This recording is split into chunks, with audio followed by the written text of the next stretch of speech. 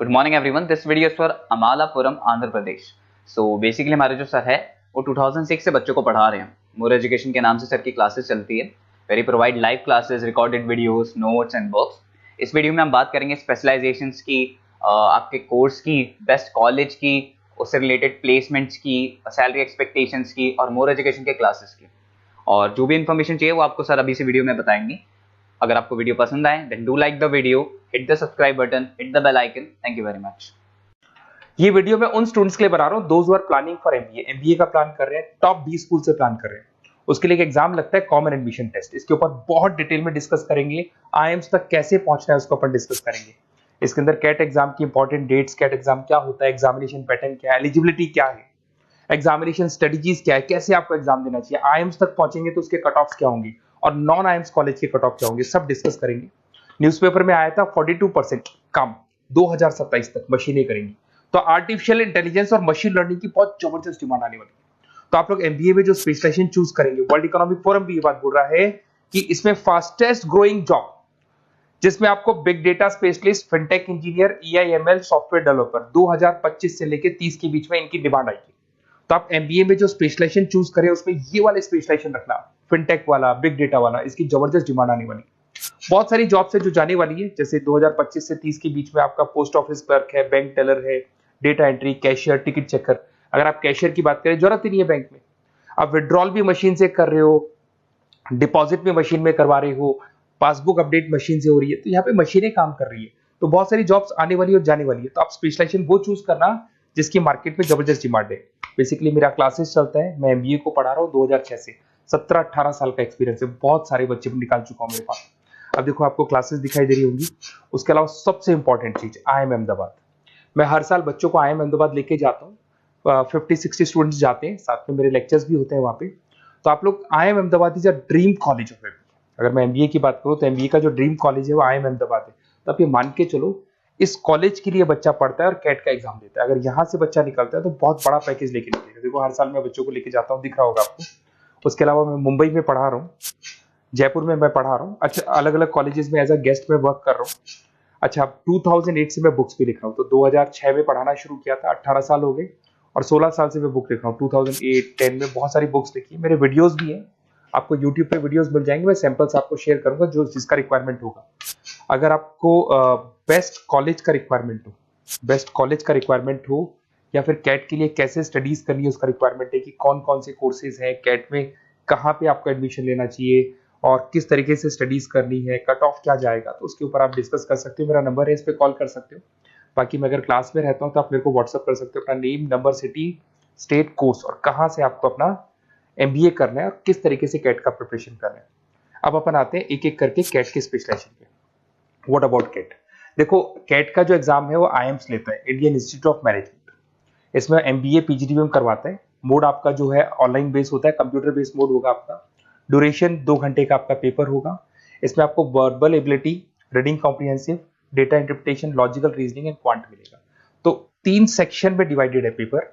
आपको हर सेक्शन में 40 मिनट्स मिलती है। 2 घंटे का आपका पेपर है, तो उसको कंप्लीट करना है। तो इसमें पढ़ना कैसे है, उसकी स्ट्रेटजीज क्या है, इसको अपन आगे डिस्कस करेंगे। देखो आपको इंपॉर्टेंट डेट्स दिखाई देंगी। नोटिफिकेशन इसका जुलाई 25 तक आ जाता है।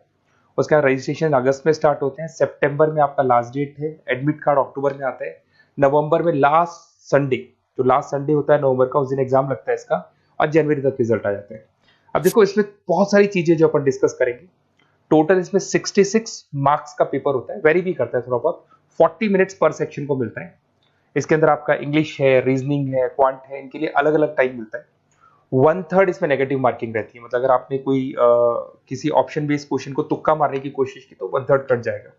एमसीक्यूज में नेगेटिव होता है, और बाकी जो सेक्शनल कट ऑफ जरूरी है इसके अंदर। मतलब ऐसा नहीं है कि आपका इंग्लिश में स्कोर आ गया, मैथ्स में नहीं आया, डीआई में नहीं आया तो सिलेक्शन नहीं होगा। इंडिविजुअल आपका इंग्लिश में भी आना चाहिए, मैथ्स में भी आना चाहिए, डेटा इंटरप्रिटेशन में, तीनों में आना चाहिए आपका।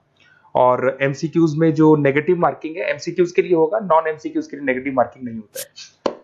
उसके अलावा अगर मैं एलिजिबिलिटी की बात करूं तो जनरल का अगर स्टूडेंट है तो 50% मार्क्स चाहिए। अगर आपका 50% से कम है, you are not eligible to give the CAT examination. अगर एससी, ओबीसी, रिजर्व कैटेगरी से है तो 45% आपको चाहिए। देखिए, और एज लिमिट नहीं है, कोई भी बच्चा एग्जाम दे सकता है। फाइनल ईयर का स्टूडेंट दे सकता है, फाइनल ईयर होने के बाद भी वो एग्जाम दे सकता है। अगर मैं स्ट्रेटजीज की बात करूं, देखो बार बार मैं एक चीज बता रहा हूं, जब भी आप पेपर को अटेम्प्ट करते हैं इसमें टाइम कम होता है, क्वेश्चन ज्यादा होते हैं, तो यहां पर आपको रिजेक्शन आना चाहिए, सिलेक्शन नहीं करना है, रिजेक्शन करना है। बहुत सारे ऐसे क्वेश्चन होते हैं बहुत ईजी है, उसमें 4 से 5 मिनट खराब हो गए और आपने उसका राइट आंसर निकाल दिया। अरे भाई वो 5 मिनट में 5 क्वेश्चन करने थे आपको, उस क्वेश्चन में फंस के आपने 5 मिनट खराब कर दिए। तो जो क्वेश्चन इजी और आपको लग रहा है सॉल्व हो जाएगा बट टाइम लेगा, आप उसको छोड़ दो, रिजेक्ट कर दो। वो क्वेश्चंस करने हैं जिसमें टाइम कंज्यूमिंग कम होता है। आप अगर टाइम को एकदम से वेस्ट कर देंगे ना तो बाद में रियलाइज होगा टाइम चला गया, क्योंकि मैनेजमेंट एप्टीट्यूड टेस्ट है, जैसे गवर्नमेंट एग्जाम के टेस्ट होते हैं, तो यहां पर क्या टाइम सबसे बड़ा इंपॉर्टेंट फैक्टर होता है आपका। तो बेसिकली एक्यूरेसी होना चाहिए, स्पीड होना चाहिए और आपका टाइम बैलेंस होना चाहिए, और साथ के साथ कौन सा क्वेश्चन छोड़ना है और कौन सा कर रहे हैं।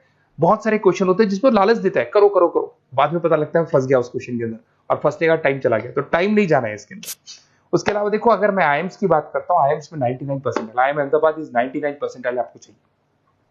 उसके बाद में अगर मैं बात कर दूं बेंगलोर 99, कोलकाता 99, लखनऊ में 97 टू 98 चाहिए, इंदौर कोझीकोड में 95 टू 97। तो परसेंटाइल तो मान के चलो, अगर आपको टॉप कॉलेज चाहिए ना तो 99 प्लस परसेंटाइल चाहिए आपको, ठीक है। उसके अलावा अगर अपन देखते हैं एफएमएस दिल्ली नॉन एक्सेप्टेबल, जो कैट का एग्जाम तो लेते हैं बट नॉन आईएम्स है, वो भी 99 मांगता है। एसपी जैन भी 85 टू 95 मांगेगा।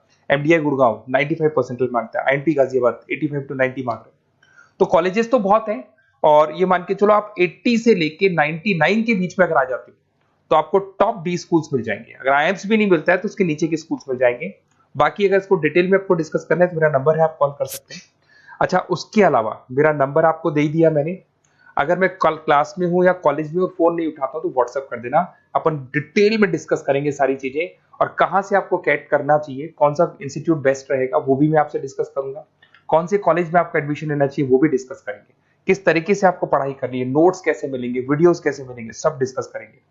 Okay, best of luck for your CAT examinations. और कोई कॉलेज से रिलेटेड क्वेरी है तो वही आप मेरे को कॉल कर सकते हैं। Okay, best of luck.